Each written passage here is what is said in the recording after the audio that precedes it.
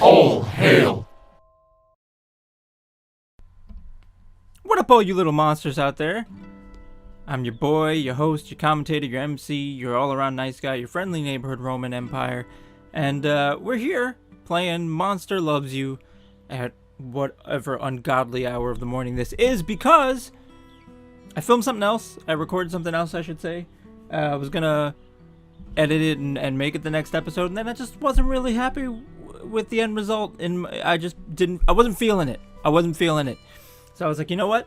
Last minute, only got a couple hours before I'm supposed to put it out, but why not? Let's just, I got a wild bug up my booty. I'm just gonna do it. So here we are, and we're gonna play Monster Loves You. It's supposed to be a very fun game with a lot of variety in your options, very choice matters sort of thing. And you're raising a little monster here. Help me begin your story. How does it go again? Long ago, deep in the forest, monsters called the whale mist. That's right.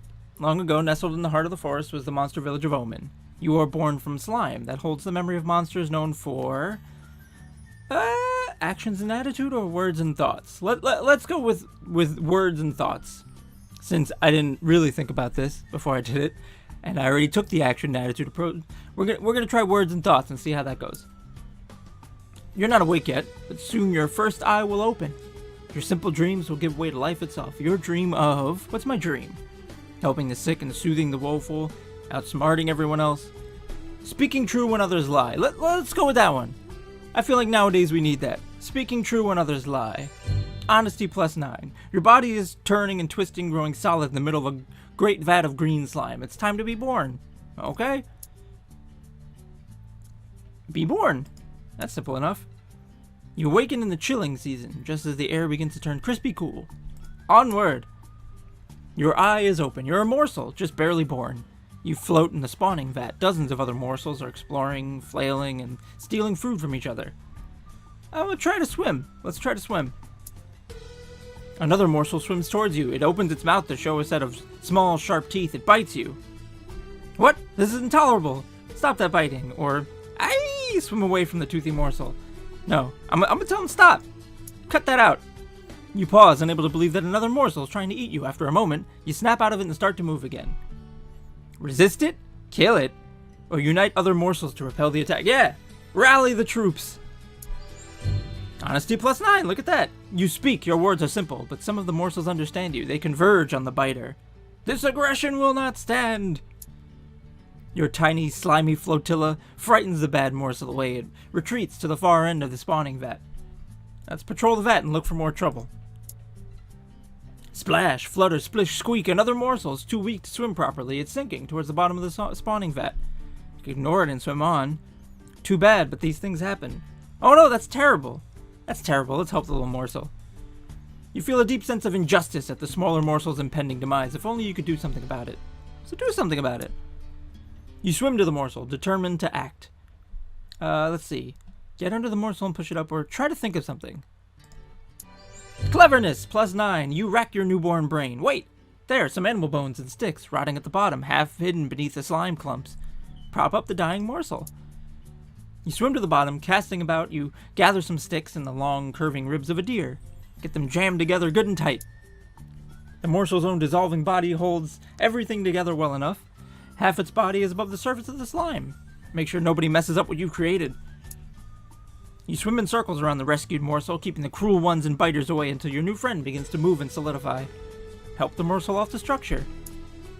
As you do, you feel dizzy. That's a first. You've never been dizzy before. Everything goes green. Wake up. Your friend is gone, but not dead. Another morsel points to the edge of the spawning vat. While you slept, the weak one grew into a monsterling. Hooray for brains. You've grown too big for the spawning vat. You must move on to the next stage of life and become a monsterling. Got any advice? You're going to get into some trouble, which is great. Exercise your bravery, cleverness, ferocity, kindness, and honesty. What kind of monster will you be? Indeed, to the brood cave and adventure. This is a cute game. It's silly, I like it.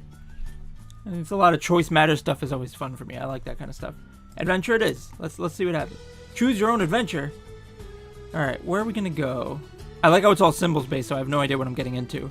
I'm gonna go to this. Aha! This aha here. Nash Gash, or is it Nash Nash? Nash Nash Nash Nash. Nash Nash shows you a rock. It's the best rock in the whole cave. It looks a bit like a sleeping rabbit, but it's otherwise ordinary. Nash Nash is always slapping you. Slap the rock? No, I'm not gonna do that.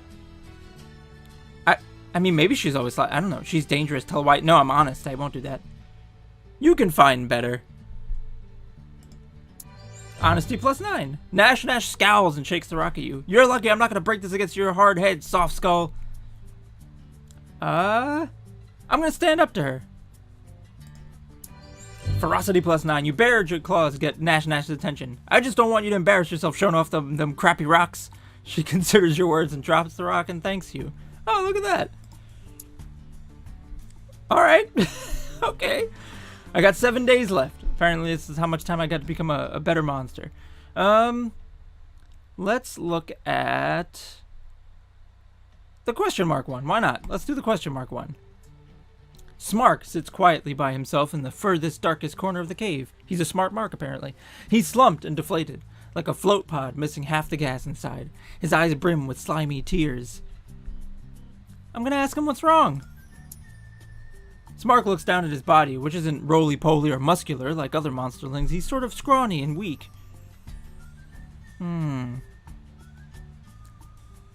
Let's look him over. He's lizard-like, but not in a nice way. You can see where parts of his hide are dry and itchy. His claws are blunt, though you know he's still good at climbing and catching mice. Smark looks down at his body. Oh, well, yeah, we already got that. So, do I tell him it's going to be fine, or be straight up with him? I mean, I'm honest, but I don't think I need to be brutally honest. He'll be fine. Yeah, he's not like other monsters, but he'll be fine. Kindness +9. Remember, we're all monsterlings, and we're going to grow up to be monsters, and that's great. You rub Smark's bony shoulders and whistle a cheerful tune. Smark sighs and nods. Alright. 6 days left. Let's go for whatever this is. This mug of purple fluids. Big old Hamrag comes to the cave with a box full of metal cans. Big old Hamrag. That's going to be my new nickname for somebody out there. Big old Hamrag. He says, "It's drink or douse day. These cans are full of what the humans call soda pop." Monsterlings drink soda pop? Bubbly liquid sugar, you bet. But they also like to see who can chug the most or endure the most exploding metal cans at once. Drink, show everyone your belly can hold the most soda pop. Or douse, see how many exploding cans you can withstand. I'm not a big soda fan. But I don't want to be all wet, so I'm gonna drink. You drink a can of soda pop. Refreshing. Ooh, fizzy, keep drinking. You drink another can of soda pop. Ooh, these bubbles are building up in your belly. It's not a problem, keep drinking. The third can of soda pop is tricky to chug, but chug you do. This one isn't sweet, but it's still full of bubbles, and so are you. Ugh, it's getting painful. Quit before something bad happens. Oh, what's the worst that could happen? Keep drinking. Nah, you know what? I'm not a big soda. I'm good. Ferocity -1, but cleverness +3. Building a little monster here. Let's go with Smirky Face here. You stumble on a rock and find a patch of purple lichen behind it. Your exclamation of delight draws Smark and Gobclaws over, but there's not really enough to share. What's so special about lichen? Monsterlings mostly eat at night, mostly, and what you eat is lichen, mostly. The big lichen pile is familiar, but plain and boring. This is different. I think it's lichen. I don't think it's lichen. I think it's lichen. I could be wrong. Could be lichen. You stumble on a rock and find a patch of purple lichen behind. Oh, I already did that. Tell them how to find some. Invite them in anyway. They're onto you, run away. I'll tell them how to find some. Cleverness +15. You tell them to follow little damp trails left by little damp snails. They eat the lichen too, you explain. Smark and Gobclaws both grin. You eat the lichen. Delicious. Look at that. Happy solution for everybody. Another adventure. Let's pick Grumpy McGrumpface. Hamrag, an adult monster, sleeps in a big pile of monsterlings. Everyone is comfortable. Comfy. Blots, giggling, sticks lichen in all 4 of Hamrag's nostrils. Hamrag's eyes shoot open as he starts to choke. Blots shushes you with a threatening scowl. You're not afraid of blots. Help Hamrag. That's not nice. He could have died. You jump on Hamrag's head and knock some of the lichen loose. He squeals and gasps, then remembers that he can breathe through his mouth. Crisis averted. Hamrag glowers down past his jowls, scowling as though you hadn't saved him. He roars and demands to know who plugged up his nose. I'll tell the truth. Blots did it. Hamrag thanks you, grabs Blots and sits on him. All of Blots' breath whooshes out and he can't inhale again. Hamrag stays there for a good long while. I think I just helped him murder someone. You're halfway towards leaving, that's a weird way to phrase that. You're halfway towards leaving becoming an adolescent. Firm up your personality as much as you can. Let's go for, Stickman. Some monsterlings gather at the cave entrance to watch the sunrise. Suddenly, a tall figure appears from the bushes. Its shadow stretches towards you like a knife. What is it? It's so big, bigger than 6 monsterlings, and so tall and thin, walking on 2 legs. Blistery squeaks. It's a human! Oh no. Most of the monsterlings flee into the cave, but Weemy trips and his ankle goes crack. The tall creature starts at the sound, then walks towards you with long strides. I'm gonna stay and help Weemy. There's always something you can do. Kindness +9, bravery +9. You stand over Weemy. He's small enough to carry, but there might not be time. The quick footsteps are getting closer and the shadows upon you. Gulp. Pick up Weemy and carry him inside. There, look at that. You made it. The footsteps come closer. Closer, although my cleverness went down a little bit. And a tall, skinny elder comes into the cave. Old Tholdris looks more like a stork than a human now that she doesn't have the sun behind her. I'll laugh it off. Let's go for grabby hands. Nash spies a delicious mouse head mushroom. Mine! She plucks it up from the floor, but it tumbles from her claws and bounces into a dark crevice in the wall. No, I'll go get it for her. That's fine. Okay, how? I can crawl inside and get the mushroom, offer to help Nash get the mushroom back, or fish out the mushroom with something sticky. Let's fish it out with something sticky. Cleverness +15. You spit a gob of slime into one claw, then reach as far into the crevice as you can. Success! You devour the delicacy for yourself. Oh, I was gonna give it to her. My bad. Oh well, mine now. That's who I've become. She was kind of a yeah. Let's go with a door. Why not? Let's look at doors. On a walk around the cave, you notice a closed door set in the back of the wall. You don't remember seeing it before. Why would a closed door be in a cave? Because it's not ajar. Yuck! There are scratching and growling sounds coming from the other side. Put in a rim shot there, future me. Your pulse begins to race. Go. So look through the crack under the door. Open the door and face what's inside. Tell Marinus what you found and that you're reluctant to open the door. Quietly peek inside. Let's look through the crack under the door first. Can't really see anything, but it was a good thought. Let's open the door and see what's inside. Gob's claws tumbles out, covered in green goo. She got stuck inside a storm room full of rotting algae scum. Wait, why hasn't anyone noticed this door before? Gobclaws raises one pincer and blushes. It was covered with algae. I found it when I ate the stuff. Alright, well, there's that. We got 1 day left, so we can only pick one more. Let's pick a struggling Build-A-Bear here. A tiny cat scampers into the cave, followed by a worried Mupsy Moral. Cat leaps and climbs, coming to rest on a high ledge. Let's watch. The little cat sits on its high ledge, licking one paw and staring down at Mupsy Moral. Mupsy stares back up at the cat. Mupsy Moral, who's that? Or, is Mupsy writing a story about the cat? Let's see, is he writing a story about the cat? She might be. She doesn't look hungry. Regardless, the little cat seems upset that it wasn't consulted in the matter. Let's offer some it's a mushrooms to the kitty. Yeah, you stand at the bottom of the cave holding up pawfuls of fungus and autotrophic hybrids. The cat ignores you. This isn't working. Try some other kind of food. I'm not gonna throw something at the cat. You dig out a dead rabbit you were saving for later. It's still quite fresh, and the cat comes running to take a bite. Jackpot, or Jack-Cat, or something. You stand before Mupsy Moral, holding the little cat. She says, "Oh, thank you." I'll give Mupsy the cat. Hopefully it doesn't eat it. Moopsie says, "Well done, little one. I'm going to put a note about this in the next issue. You'll be famous." 0 days left. Okay, I didn't know that was a thing. I guess that's me. I'm this little rumbly tumbly here. 0 days left. Oh my! You wake up and find you're no longer a little monsterling. You're grown up. Wow! Elder Marinus calls the oldest monsterlings to gather in a group. You're one of the oldest ones now, so you should join them. She looks grave. Well, let's go with her. Marinus shuffles down the long tunnel, turning this way and that among dozens of forking passages. Keep going. Marinus stops in a warm, humid chamber with a pit in the floor. She points to the pit, which seethes with thick mist. Well, I'm not going to jump right in. Let's see what Marinus pushes you in with a sweep of her tail. Playfully swipe at her tail with your claws as you fall. You fall and fall some more. And fall. And you're falling. And other monsterlings are falling? Yes, some of them are crying. And you can't see through the mist. Or is it fog? Maybe clouds? Moans and groans and whispering screams. Where is this? It must be somewhere.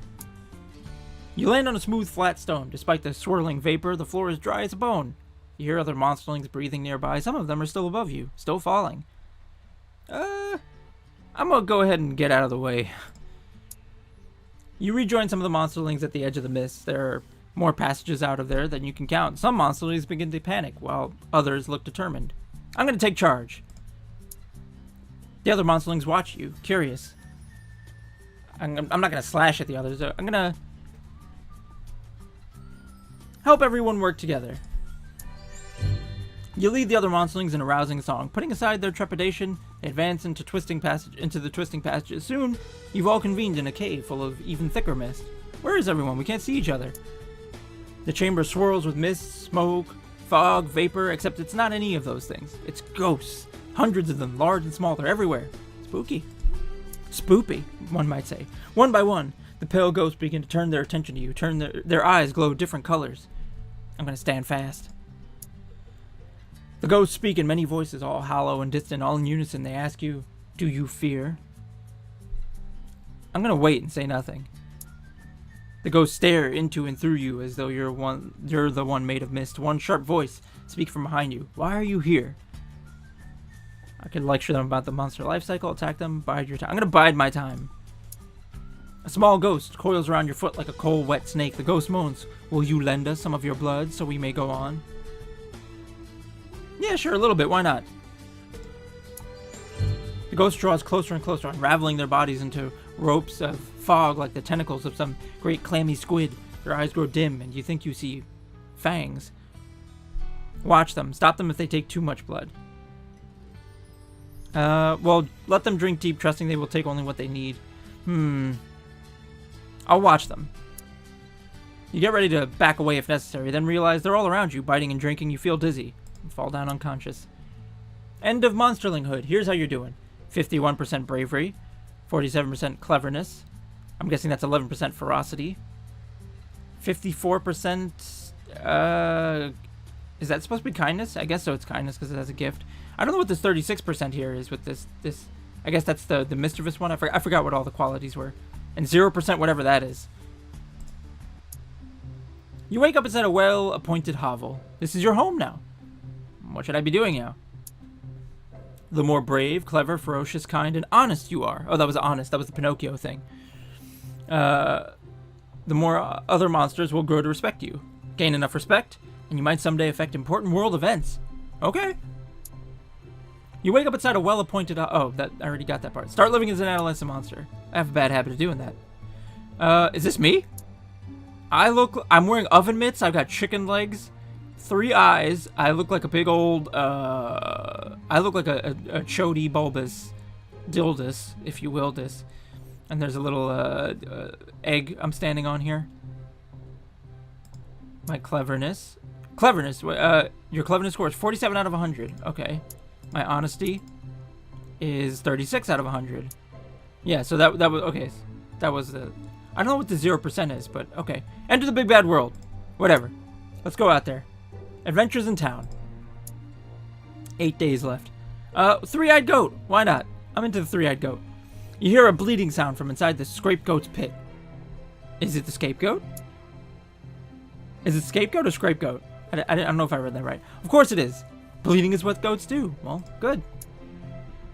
The scapegoat, it is scapegoat, walks out of its pit, looks around, and bleeds again. Nash says, "It wants a fight. Let's give it one."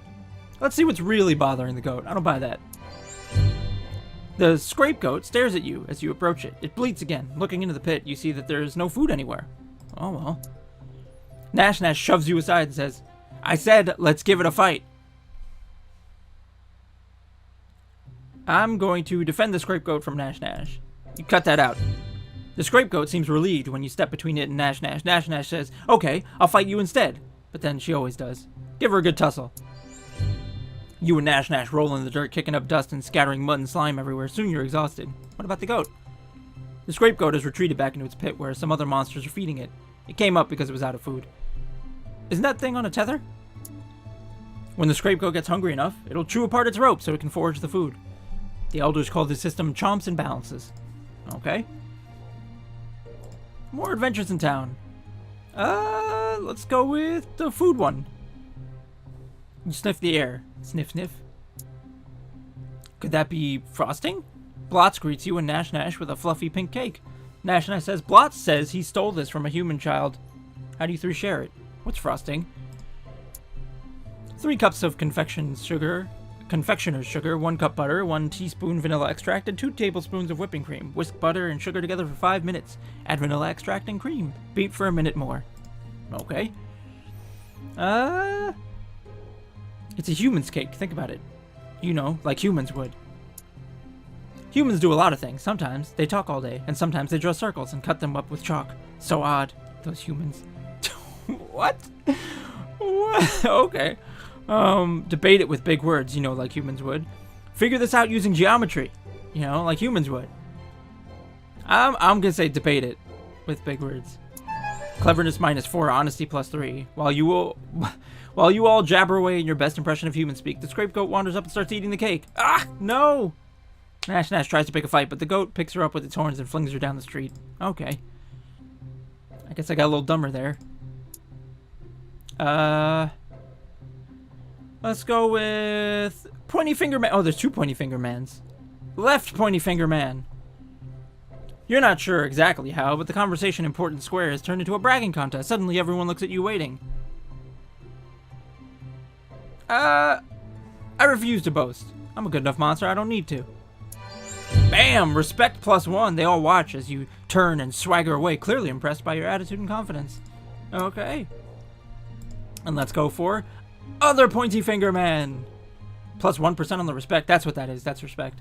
Greed Blitz walks past your stoop. He stops, coughs, and tilts his head, proudly showing off his Bayes Paul hat. It makes him look ridiculous. What's Bayes Paul? Some human sport involving large wooden bats. It's something you could see making an appearance in monster culture. Fine. I see. His Bayes Paul hat. I'm gonna ask him about the hat. Greedblitz says, "I gave a talking fox a whole bushel of rabbits for it. He said it's what all the smartest humans are wearing these days." Monsters walk by, pointing and snickering at the ridiculous chapeau as they do. Gently tell him the truth. It sort of looks like a duck's face. Greedblitz beams, misinterpreting your intentions. "A duck's face I stole from the humans." He moves away to show others. Okay. Can I click on anybody besides me? No, I can't. Okay. Adventure in town. Let's go with Splody thing. Ooh, excuse me. About to cough. Cough burp. It's a cough burp. Ooh, excuse me. That was a lot of things happening at once in my guts. You, Nash, and the scapegoat are having an impromptu picnic in the street. The fresh moss you dunk in your tea is delicious. Oh, good lord, I'm burpy. Some birds, twittering and chirping, they're on Twitter, obviously, in a friendly way, circle and land among the crumbs. Okay. The birds start pecking at the crumbs, but then they start hopping onto you and pecking at you. You have crumbs on you, and they want them right now. See how they like it? Peck the birds back. Ignore the birds, they're harmless. Or see how they like it? Eat the birds. Oof. I mean, they're harmless. They're birds. Probably didn't hurt all that much. I'm just gonna ignore it. Oh, they're annoying, but they're better than ants. These things, those things get into a monster's pelt and itch like mad. I just lost ferocity and didn't really gain anything else. Oh well. My first real mistake. Let's go with Toothy. Let's talk to Toothy here. Blotz waddles over to you. I'm all out of snacks. Got any to spare? Regard Blotz for a moment. Blotz is tiny. In the right light, one could easily mistake him for a squirrel. His neck is especially flexible from looking over his shoulder so much. He's Nash's best friend, which means she constantly attacks him. I'll give him a snack. Blotz grins. It's great. Thanks so much. Waddles away, munching on a bitter beetle. Alright. Let's pile of rocks. Oh boy, Smark set up a human chess set. You sit down to play. You don't know the rules, but a smart monster like you should be able to figure something out. Let's ask him how to play. Smarks points at the pieces and moves them around, then knocks one over with another. It must be a fighting game. Excuse me, having trouble reading here. Smark then thinks for a moment and, with finesse, pushes all of your pieces down and taps his head. Sounds like victory. Aha! Smark picks the 16 short pieces, and you get the 16 ones with different shapes. He makes one of the short guys kick over your horsey. Use the Inferno Gambit, set the board on fire. Dragon Defense, blow Smark's pieces off the board.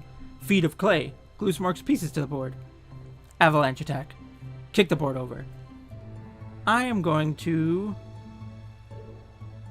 Dragon Defense. Puff! Most of Smark's pieces fly off the board, but he's able to save one. You both enjoy the rest of the game. Good old chess. That's how I play it. Since we just played chess, there's a little castle, a little rook. You and Gobclaws are playing Toss the Kitten. You're winning 2-1 when crash. You miss. Whoops. And the kitten shatters Hamrag's window. Oops, I'm gonna stick around. Hamrag comes crashing out of his hovel, still half asleep but all the way angry. Who did this? I'll drown you in the spawning vat. I cannot tell a lie. Hamrag whirls and glares at you so hard that you feel heavy and hot. His eyes begin to shine with a weird red light. Oh, really? Perhaps we should have been more careful. Hamrag yells at you until he gets tired. As an afterthought, he grabs the kitten from you and eats it before slamming his front door. Okay. Gobclaw sighs. I was gonna eat that kitten. Roast kitten. Adolescence is fleeting. You've grown beyond youth and have become an adult. You've been dragged from your bed by your friends and neighbors. Trying to sleep. Wait, what? Who the where, why now? They tell you it's time to grow up. You're taken into the woods. Okay, that sounds wrong. I'm just gonna say, take me into the woods to grow up. I don't know where you come from, but this is New York, baby. The neighbors throw you into the center of a great circle of monsters, all older than you. They whisper to each other, then look at you, then whisper some more. Getting on. The monsters murmur and mutter, spit and snarl. They're deciding what best defines you as a monster. I wait patiently. After a while, the muttering stops, though the murmuring goes on for some time longer. Finally, the assembled monsters come to a decision. Well, what is it? The ring of monsters shuffles closer to you, forming a tighter circle. Elders loom over you while the smaller adults crouch low. Your surroundings grow shadowy and dark. Wait, what's happening? This is the end of your adolescence. Your body becomes tougher, and other grown-up monsters will be more likely to listen when you speak. Okay. The ring of monsters... Oh, I did that part. Do you do your part in the ceremony of adulation? The other monsters hold you in some respect. 1 out of a possible 100 points. Good for them. It is immediately clear to the crowd that you are very kind for a monster. So nice of them to think so. The crowd shoves 2 monsterlings into the circle, each with a broken arm. An elder asks you to take care of them. I'm going to gently tend to their wounds. Respect +5. Yes! You croon and pet the monsterlings until they grow drowsy, then splint their damaged limbs in silence. They leave quietly, feeling much better. Everyone cheers. Accept their respect and move on. Yeah, look at that. 60% bravery, 67% cleverness, 10% ferocity, 66% honesty, and 75% kindness. 6% respect. Yep. You're an adult now. You'll grow stronger over time, but your personality is no longer as mutable as it was when you were young. Onward towards adulthood. Ooh. Explore the whale mist or politic with monsters. You know what? I think I'm going to make this a little bit of a series. So I am going to save this one here. We have a little half-hour episode here. And we'll come back to this. And we'll foray into monster adulthood on the next episode of this. I'm going to make a little mini-series out of this. It's not a very long game from what I know. but I'll break it up into a couple of episodes. This has been fun. It's cute. It's simple. It's a choice-based game. There's a lot of flexibility. You're developing this character, which I like games like that. I encourage you to check it out. There's a summer sale right now on Steam, so games like this are on sale. They're very cheap at the moment. This may not be on sale at the moment from the summer sale, but it is under $10, and that's the list I went under when I'm looking for games and I need to buy stuff for the channel. So this may not be on sale, but it's still under $10. It's a good find. I would definitely suggest looking it up, giving it a try. I think you'll enjoy it. Thank you guys for joining me. I had a lot of fun with this. Hopefully you did too. And I'll see you right back here again for another episode of this little Monster Loves You game that I'm starting to love quite a bit. Be good to yourselves, be good to each other, take care of your bodies, your minds, your spirits, all those things, and be a force for light, good, and hope in the world so that the people around you can feel a little better in these dark times. Be that silver lining to the cloud. And I will see you right back here next time.